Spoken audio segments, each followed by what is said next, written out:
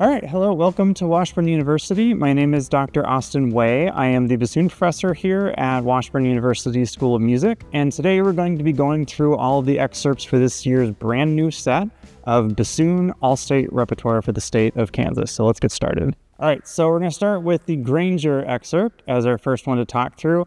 Before we do, I want to talk through a couple of things that are going to be universal for all of our excerpts today. First thing I want to do is I'm going to address a metronome marking so that you can be practicing with your metronome. This is not always our favorite thing to do, but it's very valuable because it addresses one of our two fundamental, essential, non-negotiable skills as musicians, not just bassoonists. The first one is rhythm, and the metronome will assist us in learning to play very rhythmically accurately. We have a metronome marking of 58 in this one, and that is fine. We will keep that. So you just set your metronome right to 58, and that pulse should stay steady up until the ritardando at the very end, at which point you can just sort of either turn off the metronome or just depart from it a little bit and allow yourself to slow below it. Additionally, I want to also give you a droning pitch so you can practice each of these excerpts against. If you're used to using a tuner and just watching the needle, but you're not used to listening to a drone, I would encourage you to start playing against a drone. When you're watching the tuner and just watching where the needle settles, the tuner is doing the listening for you. It's being picky so that you can just see what it's telling you. When you practice against a drone, your ears are doing the listening for you. And you can take those with you into an audition, into a rehearsal, into a performance. So it's always really valuable to practice against a sounding pitch that you can reference. When you're playing against a drone, if you find a note that just feels unsettled or unstable or just doesn't sound right, just take a moment, isolate that note against the drone. Keep in mind with intonation, don't overcomplicate it. Either we're in tune, we're too high, or we're too low. So if it sounds good, keep it. If not, maybe try going up, try going down, see if it sounds better, see if it sounds worse. You'll get faster at it as you start to make those adjustments more over time. In this case, I would drone an E flat. That's going to give you a very steady, this doesn't really move around or modulate, so that's a pretty easy pitch to stay put with. Beyond that, in the Granger excerpt, I really just want to highlight a couple of specifics for this excerpt. For one, we have a lot of dynamics, a lot of phrasing that's marked into this piece. So this is very melodic, very musical playing. So we want to be sure that we're demonstrating everything that's on the page. And a little bit beyond that, we have some crescendos, we have some decrescendos. We go from piano to forte sometimes in just 2 or 3 beats. So there's a lot of dynamics to work with here. But there's a lot that is unmarked, and we want to be sure we're continuing the line, continuing the phrase through. So you want to be sure you know if you're going somewhere or coming away from somewhere anytime we're playing. Additionally, the rhythm is a little tricky in this one. In just a couple of spots, we've got some dotted rhythms that can always be hard. We want to be sure to subdivide through those. We'll talk about that more in the next excerpt when we get there. But we also have ties in this excerpt. The very first note ties into the downbeat. We have a tie in the second bar. It can be difficult to come off of a tie on time, unless you're subdividing. Then it's totally fine because you already know where that beat's going to fall. So you want to be sure to keep an 8th note subdivision going. When you need it, you might need a 16th note subdivision sometimes for those dotted A 16th notes. And additionally, in the second bar of the second line, you have to subdivide a triplet on that first beat. That 8th note that we come out of in that triplet can be difficult to place to be sure that it sounds distinct from a duple 8th note, and to be sure it doesn't sound like a 16th note at the end of a dotted 8th 16th that we've had previously. So you want to be sure to be very demonstrative and clear as you're going through that.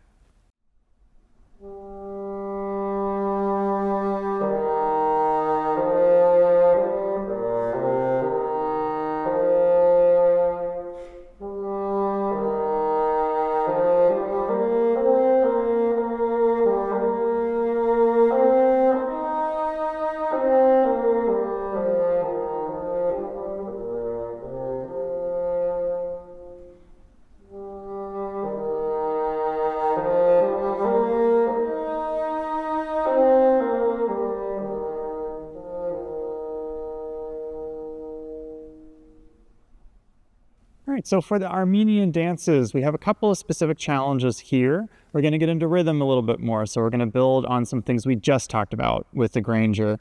First things first, metronome marking of 52, I'm good with that, so we'll keep it. A couple of things to add to the metronome marking of 52 in this case. One thing that's very challenging with the rhythms that we have through this Armenian dances excerpt is the dotted eighth and then the 30-second note triplet that happens on the end of the beat, which could be difficult to place. But again, it's not difficult to place if we subdivide through here. In this case, we have to subdivide down to the 16th note level so that we know where that 4th 16th note is going to happen every single time. We don't want to guess. Do not guess. People will be able to tell in this one especially. It's going to be very clear if the rhythm is just approximated. What I would recommend doing to start, this is already at a pretty slow tempo, but you can slow it down more if you need to. Just whatever's comfortable and whatever you can control is always best for practice. You want to practice being in control of the bassoon. I would set the metronome to 52 or slower, whatever you need, and set it to a subdivision of 16th notes so that you're going to have the metronome subdivide for you to start. And you want to do that for long enough until you get comfortable with it, you get used to hearing the 16th notes associated with this rhythm. And eventually you'll just start to hear it. You want to get that stuck in your head because subdividing is hard because we're doing so many other things when we play the bassoon.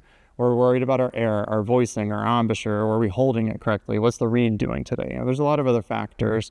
So as much as we can just get subdivision programmed into our heads, it's going to make everything so much easier. It's one less thing to think about. It just happens. It's habit. It's fine.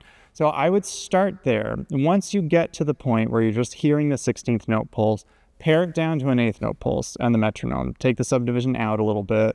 When you're comfortable with that, move it down to just a quarter note pulse. If your metronome will give you just 1 and 4, that dot, ta, ta, ta, ta, that kind of subdivision, that would be perfect for this. And I would do that right before you go down to just the quarter note pulse, just so you can be sure that those triplets are placed really accurately as you go through. Lastly, with this excerpt, this is in contrast to last excerpt, which is largely under forte, mezzo forte, even fortissimo dynamics. This one is largely piano and is a chance to showcase your soft dynamics, which are not easy to do on the bassoon. What I would recommend if you're struggling to get the softs out is to keep a couple general principles in mind. When we're in the softer dynamic range on the bassoon, we have to articulate harder than we think. For a couple of reasons. For one, to be sure that everything sounds defined. What tends to happen when we slow the air down and bring the volume down, the articulations become kind of mushy, things sneak in, things just kind of fade out or cut out, and it's hard to tell exactly what's going on. Think of what you do when you whisper and you enunciate really clearly to be sure people can hear every word you're saying. It's the same concept with soft playing on the bassoon. The bassoon does not project very well, so be sure that it's going to carry with clarity in that sense. Be sure you're using lots of air. We have to pace the air more. We can't just throw air into the bassoon at this range, but it still takes a lot of air to connect and support these notes. And lastly, I would consider where you are on the reed. If you feel like you can feel the wire on your top lip, then you're probably too far up onto the reed to play something this soft. What we want to look for when we're playing soft is we often want to move to a weaker, thinner part of the reed, and that's going to be closer to the tip. It's easier to manipulate a weaker part of the reed. We have more flexibility, and the reed will be more responsive. And it can also thin the sound out a little bit, which can be helpful for blending out, especially when we're playing unaccompanied, to be sure we sound as soft as possible.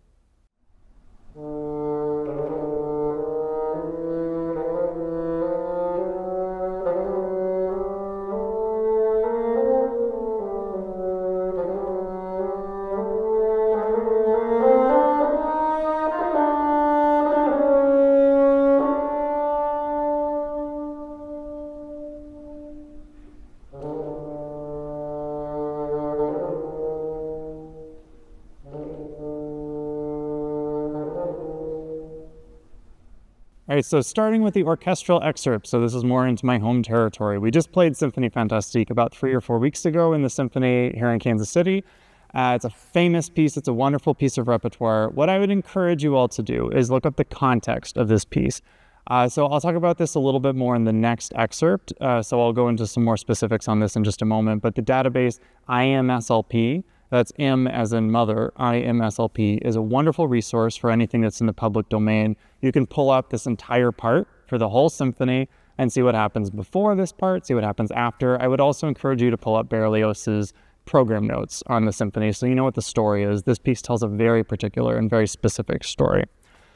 So for this one, we have a metronome marking of 104. That's a little slow in this case, I will say. So most orchestras will do this quite a bit faster, and there's a lot of build-up. This is a dance that builds up to this point, so it's a little more energetic.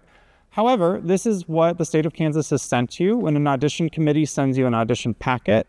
The general rule, we're going to talk about this more in just a moment, but the general rule is you want to do exactly what they sent you because that's what they're expecting to hear. So you would be well within your rights to play this a little slower than what you'll probably hear on most any recording of this.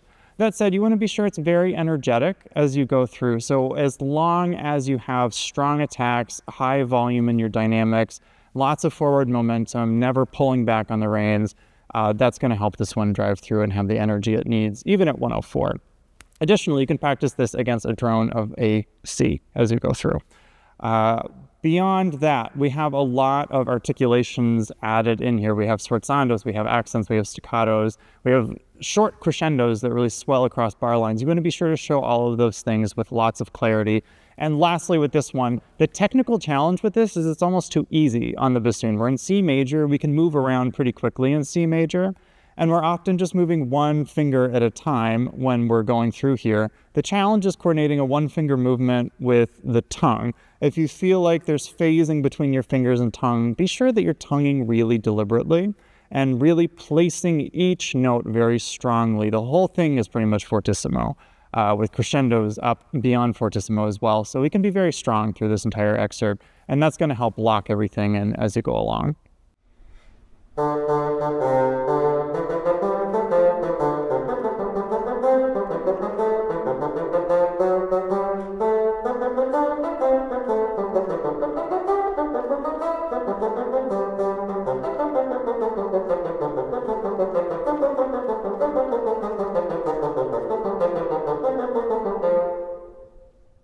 Okay, so with Sorcerer's Apprentice, this is the first of 3 excerpts on this list that has some typos in it. In the case of Sorcerer's Apprentice, this has the most typos and the most egregious typos by far. So that's largely what we have to talk about in this excerpt, is just cleaning it up. Just to start, to get this out of the way, metronome marking 116, that is fine. This one tends to often go a little too slow when excerpted out of the piece. So you just want to be sure it's not too low energy when you're going here. So 116 will help move you along at a good clip, and a drone of an S will give you a good pitch reference as you go through this particular excerpt. I mentioned in the previous excerpt the database IMSLP, so again that is IM as in Mary, SLP. If you go into Google and type IMSLP Sorcerer's Apprentice, this piece will pop up on the Pages database. And you can go into it and scroll down, you'll see links to the score. If you click the tab that says Parts, then it'll take you to where you might just see flute or whatever's at the top of score order, but there'll be a little link just underneath that that says show all parts or something of that nature, so you can see everything. I would strongly encourage you to look at the original part in this one. It's good for context, like in the Berlioz and Symphonie Fantastique, but in this case, there's a lot wrong with what KMEA has submitted here, unfortunately. I'm going to go through the typos in order of what's easiest to go ahead and include and what's going to be more difficult decision making for those of you taking this audition. First off, this one you should definitely do. Every note in this excerpt should be staccato, including the quarter notes at the beginning. The quarter note staccatos should be a little longer, a little more resonant than the 8th note staccatos, but they should still certainly be lifted. So we want to be sure that everything has a strong staccato attack. That's really what this excerpt is for, is to show your articulation. That's when orchestras ask for this, they want to see if you can do a strong, clear staccato. That is what's expected of a bassoonist. The second thing, this is another easy one to add. This is really just more phrasing. There's a poco crescendo marked at the end of the second line that goes to the very end of the excerpt. So you can just gradually phrase all the way down to that low C. The main reason I say that is just don't feel like you have to decrescendo down to the low C. You should not decrescendo down to the low C. It's also much harder to do that.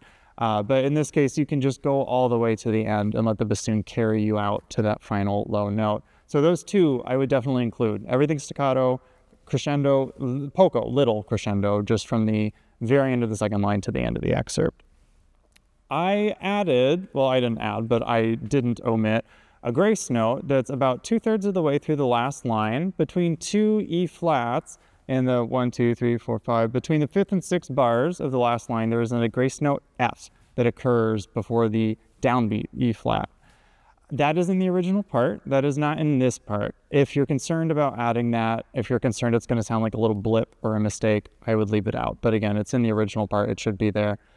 The last 2 bars and the first bar of the second line are not supposed to be there. Somebody hit copy and paste too many times there. Those just don't exist. There's 3 bars too many in this whole excerpt.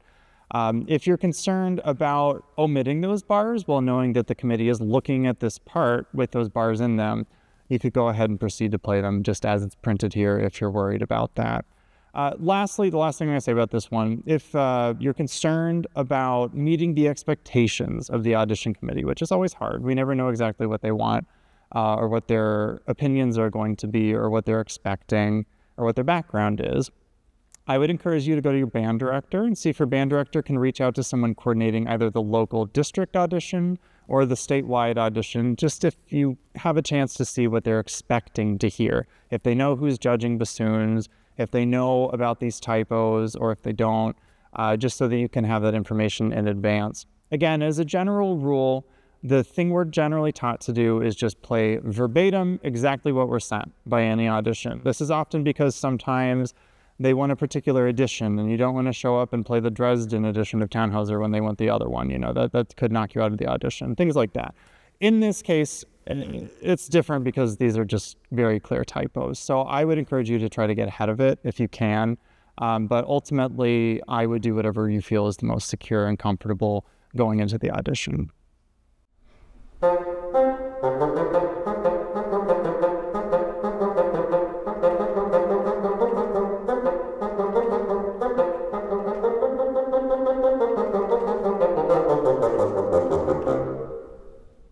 All right, so for the melody concert studies, we have a bit of the same issue here. We have a typo, the very first note, so I'm going to address that in a second. First things first, so adagio, this is very slow. For the tempo, for the metronome marking, we're not provided one here because it's pretty flexible, and you can take this any which way. I would recommend setting your metronome to somewhere in the low to high 40s, probably. That might sound very, very slow. Keep in mind we're in 9/8, so the beat's being divided into 3 instead of in 2. So the metronome marking is going to go farther than it normally would in a duple meter. So I would aim maybe 48-ish, but you want to set out to push and pull the tempo as you go through, just for the effect of the romanticization that happens in here. You can set your drone to an A flat through this one, and that should serve you well through this. The very first note, somebody took the time and effort to add a natural to this note. It is not there. It is an E flat. It makes no harmonic sense. It makes no sense for the timeline of when this piece is. This absolutely does not start on an E natural. Same as the Dukas, the previous excerpt. You would be well within your rights to play an E natural because that's what they sent you, and they, again, very deliberately took the time to add that accidental in there. By accident, I assume, and didn't proofread it. So in this case, I would go with either one, and E flat is the correct note, and that's what I've played here today, but just so that you're aware of that particular notation there. Additionally, this one, the primary thing to keep in mind, it's similar to the Granger. There's a lot of phrasing. This is all very melodic, very musical. You want to play it with a lot of affectation, so be sure that the dynamics, the line, the connection from notes to notes is very clear. You want to be sure the listener has guidance of where you're going and where you're coming away from.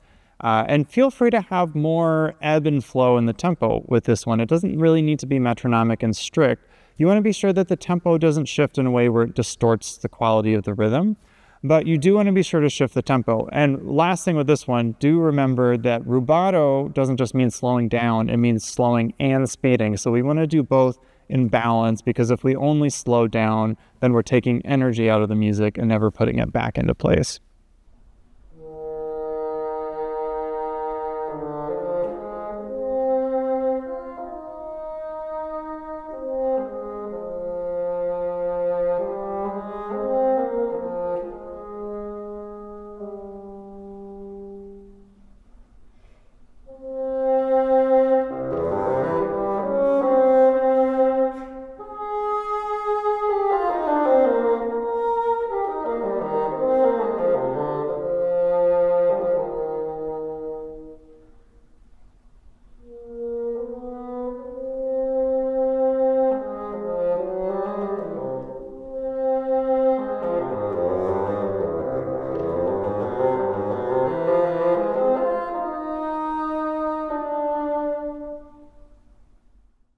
All right, so the final one, we have one more etude. This one, Weissenborn etude, another very famous classic set of etudes for the bassoon. In this one, we just have Allegro Furioso is our tempo indication here. Again, no metronome marking here, which is pretty common for etudes. Often it's just sort of taught through tradition. You could do this one close to about 120 if you want. 112 would also be fine. The main thing you want to be sure is you're choosing a tempo where you can play with lots of good clarity and also demonstrate a range of different attack and articulation qualities, which we'll talk about in just a second. Additionally, you can set your drone to a B through this one if you want to just have a solid pitch reference through that. So coming back to articulation, this etude is about articulation. Almost every single note has some kind of articulation modifier attached to it. The very first note, if you're not familiar with this is a staccatissimo.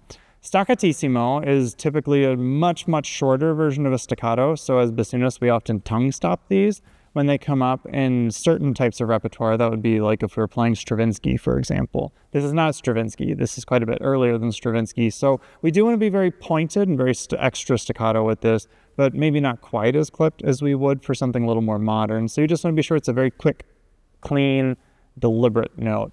Additionally, we have regular staccatos, so you want to be sure those are maybe not quite as aggressive or abrasive as the staccattissimos.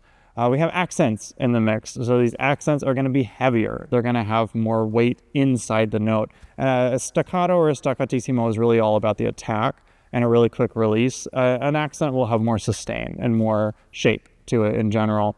And also we have a bit of a blend. We have staccato accents as well. In that case, it sometimes is very confusing to see articulations layered. You might have seen like a tenuto and a staccato on top of each other, things like that. And it's hard to tell what does that mean when they combine. In this case, I would aim for the strength of the attack of a staccato and the weight of an accent. So just take the best of both. Just remember what each one is about and what their primary agenda is, and take those in and blend them as best as you can in the context. And that's what I would go for in this particular excerpt.